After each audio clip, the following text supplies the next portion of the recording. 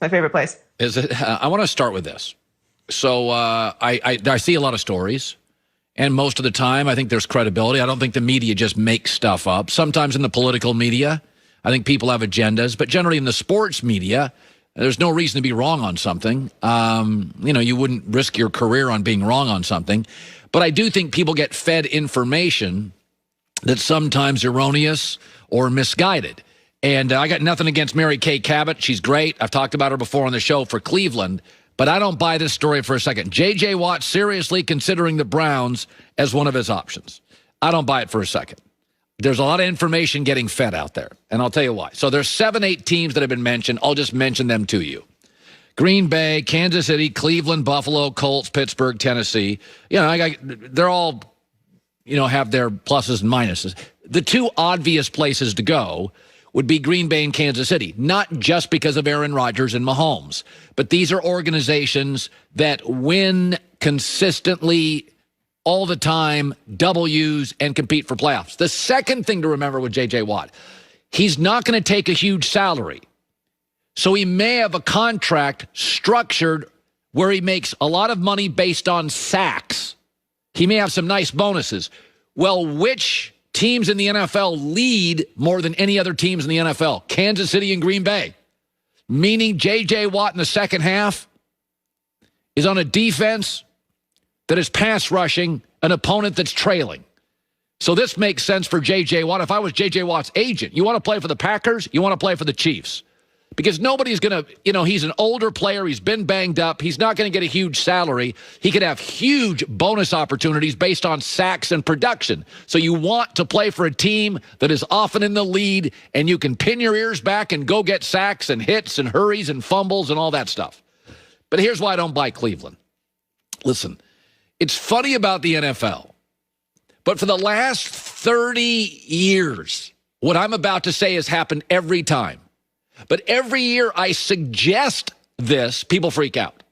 For the last 30 years, every year, 4 teams that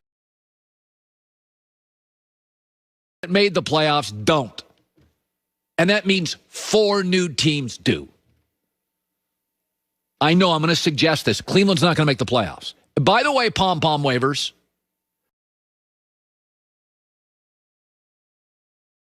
I've nailed Cleveland in the last several years. Last year, a lot of doubters, rookie coach, no preseason. I said, no, Cleveland's going to make the playoffs. I don't know if they can win a game, but they're going to make the playoffs. I was right.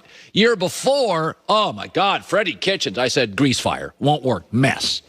I was right there, too. In fact, last year I was 7 for 7 on AFC playoff teams. I often wear a robe around Fox Sports that just says AFC King, Uncle Colin. You think of me as the herd. I'm known as AFC King, Uncle Colin. So 4 teams that made the playoffs last year are not going to make the playoffs. And I'm going to give you 2 of them. The Saints, who are in salary cap hell and won't be as good at quarterback, and Cleveland. And that's nothing against Cleveland. But I'll give you 2 numbers that are hard to argue yourself out of. Put the pom-poms down. Cleveland last year had a negative point differential and made the playoffs. Virtually impossible. Virtually impossible. The Washington football team that we all rolled our eyes that made the playoffs had a positive point differential. Cleveland had a negative point differential, meaning they got rolled a lot. And also, Cleveland, 8 of Cleveland wins, 8 of their wins came against Drek, teams that were 32, 78, and 1 in the NFL, meaning Cleveland beat a lot of bad teams. They beat a lot of bad teams, and when they faced good teams, they often got whacked, and they had a negative point differential. Cleveland's got no history. J.J. Watt's going to pick a winner. Cleveland's got no history of back-to-back years in success. They haven't made the playoffs back-to-back years since the 80s. I mean, just think about that. That's over 30-some years ago. Secondly, they've never made a real commitment to Baker Mayfield right now, so we don't know what their future is. And third, their schedule is brutal next year. Next year, their road schedule is the Packers, the Chiefs, Pittsburgh, Baltimore, the Patriots. Minnesota's going to bounce back. They're not going to be that bad. And the Chargers with Justin Herbert in year 2. So I don't know who the new 4 teams are going to be in the playoffs because there are going to be 4 new teams minimum next year in the playoffs. It's the way it's worked 30 straight years. My guess is the Miami rebuild will keep getting better. They had a very good draft. I suspect they'll have another one. Miami will creep in. They got close this year. I suspect the San Francisco 49ers will not have nearly as many injuries. I would guess the 49ers get in. And my 2 teams right now this morning, and I haven't laid it all out yet, but the Saints are not going to be the same team. They're not.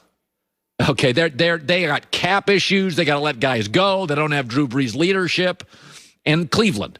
It was a lot of mirage last year. I was there for it. I thought they'd be a playoff team. They're not going to be a playoff team. And J.J. Watt's not going to an inconsistent franchise. He can cherry pick. He's a free agent. He can cherry pick anybody he wants to go to. He needs to go to Green Bay or Kansas City, not only because you got winning organizations and a history of smart front office moves. The second thing is they lead games at halftime, meaning he can pin his ears back, get more sacks, get more hits, get more interceptions, get more fumbles. That's how his contract is largely going to be structured, my guess today. All right, here's a story that's interesting. So we got a lot of this stuff. This Carson Wentz thing, according to multiple sources who I trust, is